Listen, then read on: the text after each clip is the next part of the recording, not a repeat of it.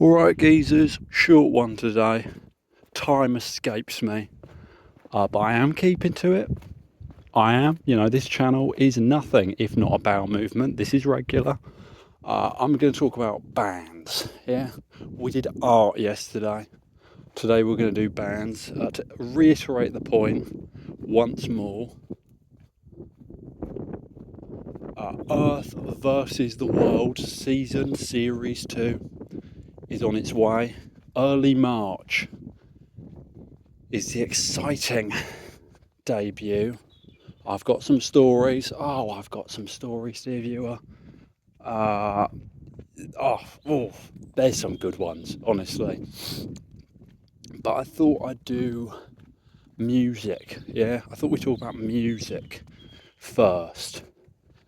And a band I really enjoy. You haven't heard of them. Guarantee you haven't heard of them. You have to be really cool. You have to be so fucking cool to like this band. The Beatles.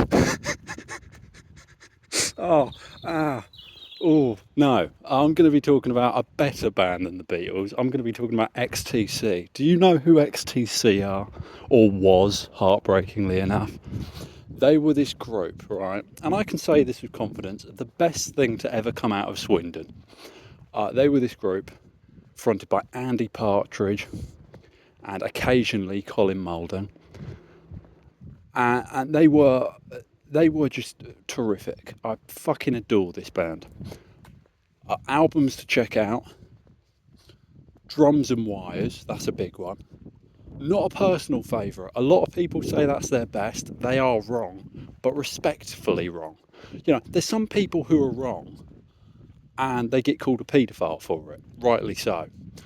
That's a sort of wrongness where I can still respect you. I can still make eye contact with you and see you as somewhat of an equal. But a lot of people really like Drums and Wires, and it is good. It's a very forward-looking, post-punky, new wavy, proto-Britpop, very angular. It's a very angular album. And they really did lay out the blueprint for bands like Kaiser Chiefs or Franz Ferdinand or, God forbid, Hot Hot Heat. Honestly, you listen to this album and it suddenly all makes sense. You think, fucking hell, they've been ripping this band off, and they have. But an album I enjoy far more than Drums and Wires, objectively, because my opinion is objective fact. We've already been over this, dear viewer. Objectively, their best album would have to be Skylarking. Now, this album is a fucking gem. Alright, I didn't like it at first, and that's usually a good thing. Albums and bands I don't enjoy immediately end up being some of my favourites. I don't know why that is, but there's different kinds of listeners. Some people, the music they love it just clicks instantly. For me, that does happen sometimes, but far more likely, the music I really love will be the music I don't get at first. I first heard Making Plans for Nigel, their big hit, back in, must have been 2018. And I couldn't fucking stand it. I hated the way he sung. I hated the lack of, I suppose, more overt melody. I could not gel with it. Now, of course, I understand it's an absolute classic, and it was at least 6 or 7 years ahead of its time. It really did herald that sort of gated reverb effect that would highlight so much music from that decade being the 80s. Drums and Wires was 1979. But Skylarking, once again, same story. This is an album I really didn't like that much when it first came out. And now, honestly, it's one of my favourite albums ever. I think it's just brilliant. I think it's just pop genius. And it's cohesive. It's a concept album without being wanky. You know, some, especially like prog musicians, they do concept albums and they're just so beard twiddly. You know what I mean? Oh, God. You know, and they've got all of these wanky fucking time signatures. No, this is just great pop. Front to back, great pop. And it works, you know. If I had to find an analogue for this album, obviously Sergeant Pepper's. The Kinks are the Village Green Preservation Society. That's another one. What's that Moody Blues album? Nights of Future Dawn or whatever. That one, just because of the thematics. God, there was another one.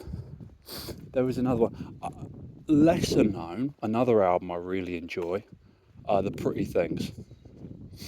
SF Sorrow. It's sort of like a more optimistic version of that. And it's a life and death cycle. Or is it? See, this is why I love this album. It's open-ended. It's a life and death, day to night, you know, year cycle. It's a cycle. It's a cyclical album. It ends where it starts and it starts where it finishes. And I really enjoy it. You know, no doubt when I hard launch my series with Earth from Love or Love from Earth or whatever the fuck, I'll be talking about it more. But do check that album out, because as far as I'm concerned, it's a fucking classic and more people need to hear it. You know, I think it's a travesty XTC really have been sort of forgotten in the wider scheme of things. But yeah, I told you this was going to be a shorter one. I just thought I'd ramble inanely about an album I really quite enjoy. And do check it out. Fair warning, it may not click on the first or second listen, but keep with it. Yeah, keep with it. And if that album's not your bag, I guarantee you, dear viewer, they have something you enjoy. Because they do that thing I talk about that I love, where an artist or a band, they reinvent themselves. And not enough musicians do that. And they're certainly one of those groups I would,